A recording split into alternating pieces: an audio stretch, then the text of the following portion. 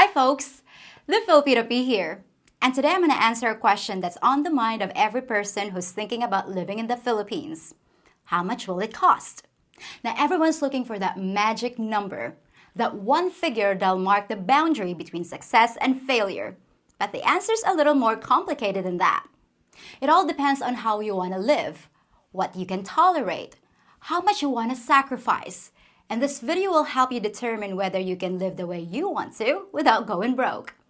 So get ready for some numbers, and as we go through this, you can figure out just how much paradise you can afford.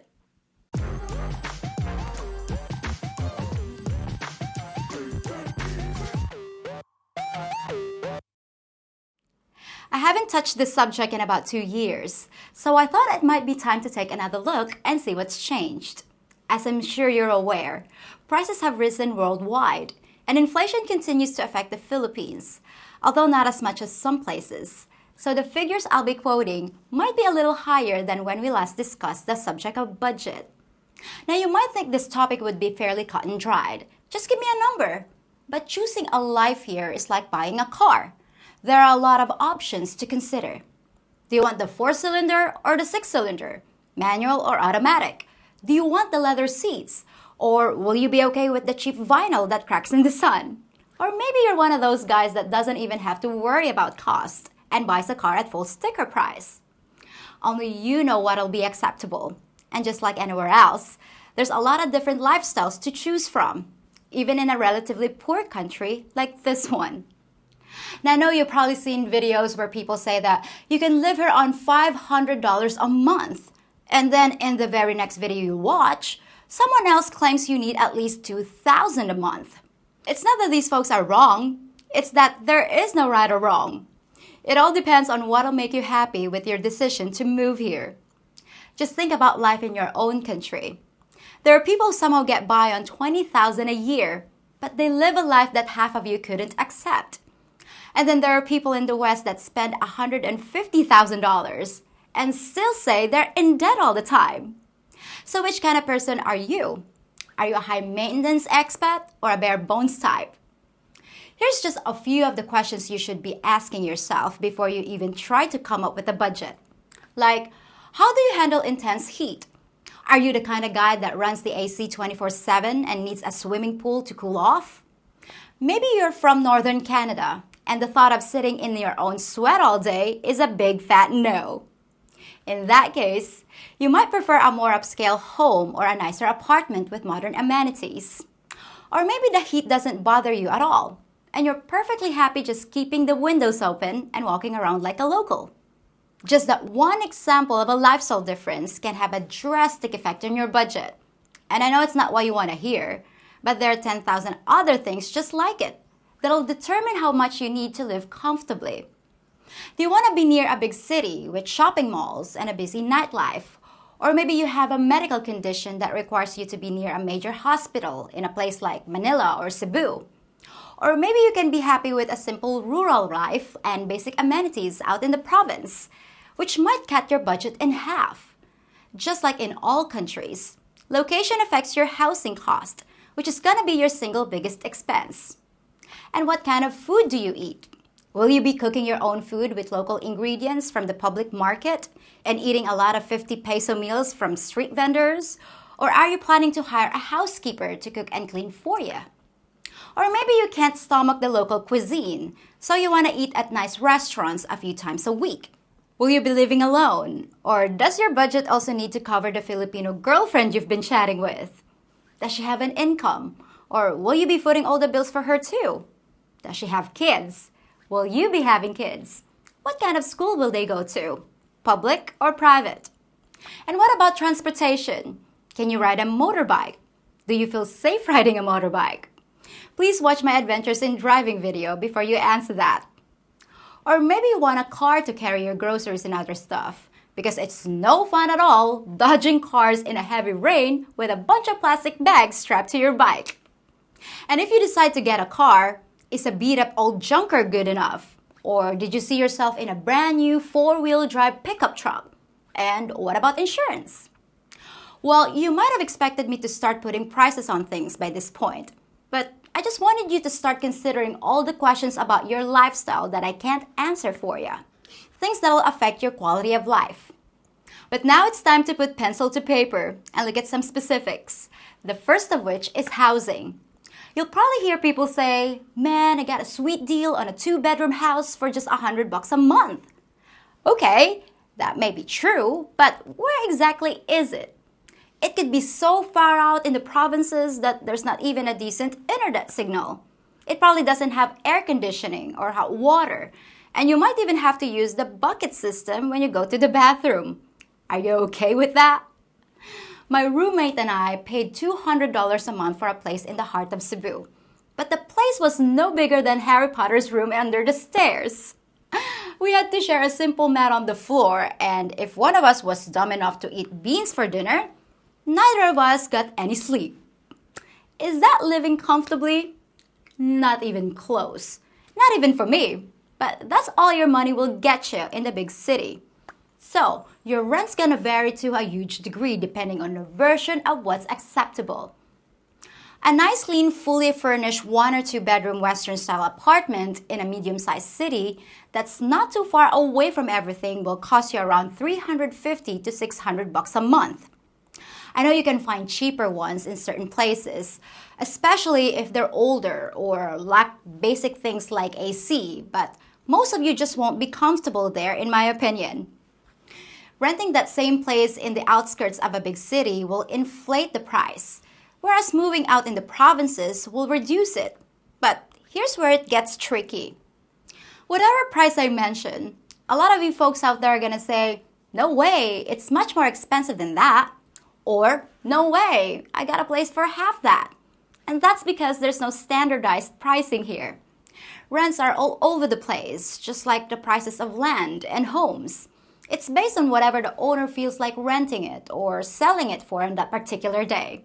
So it really pays to shop around. If you want to live like a local, you probably don't, by the way, you can find a roof over your head for $100 a month. If you want to live like a king, there are luxurious places for $3,000 a month. It just depends on what you want to spend your money on and how much of it you've got. Either way, here's a pro tip. Don't be afraid to make a counteroffer on the rent. And if you have a Filipina partner, let her do the negotiating. I'm not saying you'll necessarily be quoted a higher price once they see you're a foreigner, but a Filipina has a better chance of getting the absolute rock bottom rate. Another big expense is transportation. But at least in this department, the prices are a little more consistent than the real estate market. A brand new car, which I don't advise you to get because of the bad road conditions and falling debris, costs just a little more than it does in the West. But used cars can be surprisingly expensive in the Philippines. Our used vehicles don't depreciate as fast, and even something that's 10 years old can still cost 75% of its original sticker price. I know that sounds crazy, and you might think it's a good reason to buy a new one, but trust me, it's gonna get dinged and scratched within a week. We don't have many carports or garages here, and if you have to park in a lot or by the side of the road, it won't stay new for long. Most expats settle on an older vehicle with low mileage, or they buy a motorbike, which is the most common mode of transportation. Whether or not a motorbike will suit your needs is up to you. But just be careful riding around town because of all the traffic chaos. I must admit though, that most foreigners handle them just fine. Gas is kind of expensive here compared to the US, at around $4.50 a gallon, but that's still a deal compared to many other countries. And most of the time, you won't really be traveling that far, so it's not too much of a problem. And as far as insurance, it's incredibly cheap. And not too much of a concern as far as your budget goes. Basic liability insurance is only about $30 a year. Yes, you heard that right. And it's even less for a motorbike. So what about your clothing? Well, since the Philippines has a tropical climate, most foreigners end up wearing the same thing the locals wear, t-shirts and shorts. And they're very cheap here. If you don't buy at the malls and you don't care about name brands, your clothes are literally just a few dollars per item. And if you're willing to wear used clothing like I always buy, you can get shirts for 50 cents and shorts for about $1. Now I know that wearing someone else's used clothing isn't something that all Westerners want to do, but if you've ever shopped at a thrift store, it's pretty much the same thing. Because Filipinos are so small, you larger guys might have a problem finding sizes that fit. But there's another inexpensive alternative. The online sites called Shopee and Lazada sell brand new clothing in sizes that'll fit. And they're still so cheap that they won't drive up your budget. And now we get to a category that's gonna save you a ton of money. Services. Doctors, lawyers, dentists, mechanics, barbers, landscapers, carpenters, all those things that cost a fortune in the West are ridiculously cheap here and barely put a dent in your budget. I've been told that getting a haircut in the West can cost more than 20 bucks, but you can get one here for as little as $1.50 at a local barbershop. Need a carpenter? You can hire one for under $2 an hour in most places. Now compare that to the prices back home. In the Philippines, a 1-hour consultation with an attorney is around $10 to $20, and getting your teeth cleaned or having a cavity filled is only about 15 bucks. You'll be blown away by how inexpensive medical procedures are here. And yes, our doctors know how to put your pieces back together again in the right order. Usually. Because healthcare is so cheap, many foreigners don't even bother with insurance and prefer to pay out of pocket when the need arises, which will save you thousands of dollars per year. I would strongly suggest, though, that you have an emergency fund of at least $10,000 to cover any unexpected medical crises or prolonged illness, which can also be used to buy a ticket home at any time. Always have an exit strategy and the funds necessary to return to the West. As far as the cost of utilities, they're all pretty consistent countrywide, and electricity is gonna be your only real concern. The cost depends on where you live and, of course, how much you use. An average bill for a single guy might run around $70. But if you're the kind of person who runs the AC all day and all night, with the front door open while listening to the stereo and watching the P on your 80-inch flat screen, you're gonna be spending hundreds of dollars. By contrast, water is crazy cheap here. And depending on where you live, you can use as much as you want and your bill is still gonna be under 10 bucks. There are even places out in the provinces where it's free. Just remember, do not drink it. A decent phone and internet plan is about $40 to $45 a month. Although if you don't need the internet and use load for your phone instead of a postpaid plan, you can cut that figure to 10 bucks. Another thing you might want to consider is having a housekeeper. Someone who not only keeps your place clean and does the cooking, but can shop for groceries and stand in line to pay all your monthly bills. It might sound crazy, but there are still many places where you can't pay online and physically have to go down to the power company and stand in a queue to pay your bill. I'm not kidding when I say you probably spend several hours every month standing in line, and a good housekeeper is worth her weight in pesos. Check with friends of friends or on Facebook, and you should be able to find a live-in helper in the provinces for a starting salary around 100 bucks a month.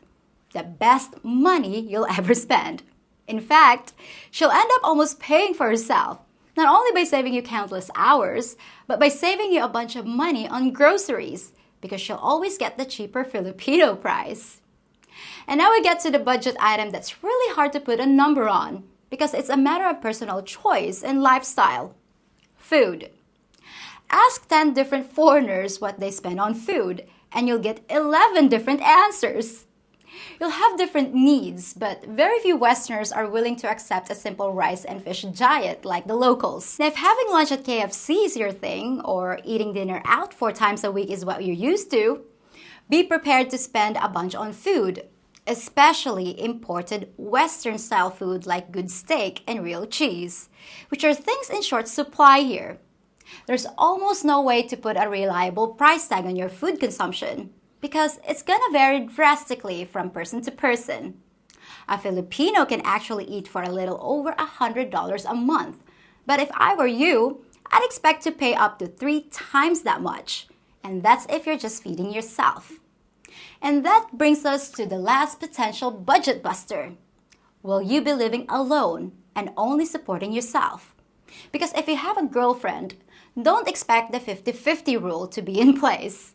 Expect her to expect you to cover the tab for just about everything under the sun.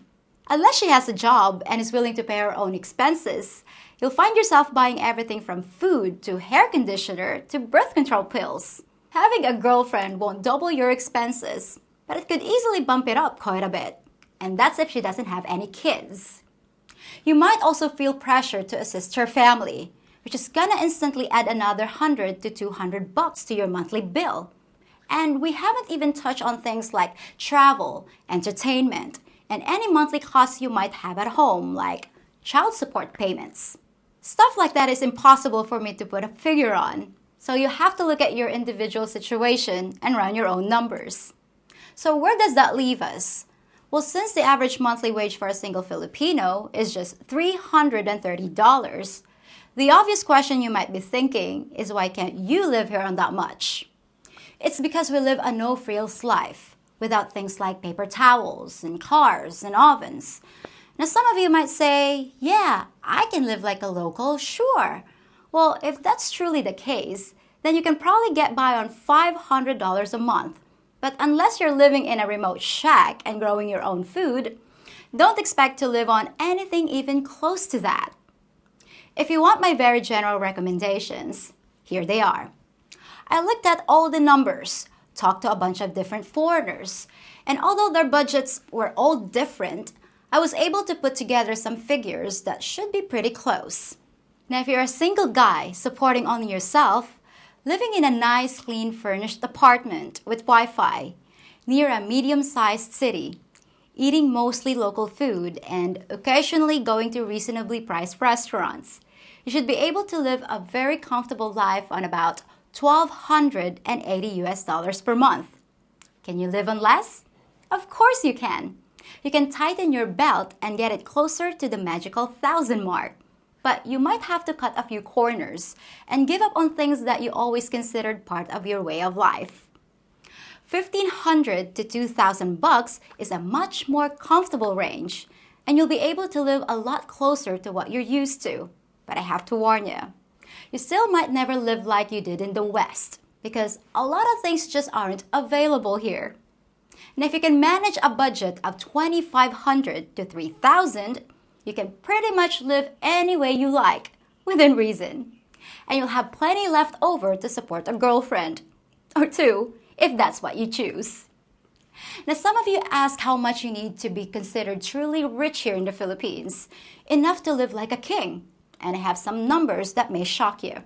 According to government figures from last year, in order to be in the top 1%, you only need to make $3,800 a month. That amount might not even get you into the middle class where you come from. But here, just $46,000 a year makes you a 1%er. And for anyone that has trouble believing that figure, I left the link in the description box. Well, that's it for today's episode, and I hope you got a clearer picture of how much it takes to make it here in the Philippines. I look forward to reading your comments and hearing about your budgets, and I bet they're all gonna be different. Thanks for joining me, and I'll be back in just 3 days with something new. Till then, folks. Before you go, I'd like to ask a favor. I've been contacted by quite a few people recently, informing me that they're no longer getting notifications of my video releases and that they're even being unsubscribed from my channel for no reason. If you have just a moment, could you please make sure your notification bell is turned on and that you're still subscribed? I don't know what's going on, but I sure appreciate your help. On a separate note, I'd like to remind all of the folks on my Patreon page that there's a new feature, the Round Table Chat, where we can talk freely about anything under the sun. If you haven't discovered it yet, please drop by. I'll be waiting for you. And for those of you that haven't discovered my Patreon page, please check it out. As a member, you'll be able to chat with me directly and get to see a lot of extra content and exclusive features. as well as being a part of all the wonderful things we accomplish as a group. Thanks for your time and for your help. If you think about it, I'm kind of like your pilot, helping you keep your nose up and out of trouble here in the Philippines. The main thrust of my videos is to keep you entertained and informed about the culture here, so you'll have a soft landing when you arrive. Now please exit my cockpit and return to your seats. Hit the thumbs up button on this video, subscribe to my channel, and enjoy some of my other videos while you relax. Once we reach an altitude of 1 mile, all you club members will have full use of the lavatories.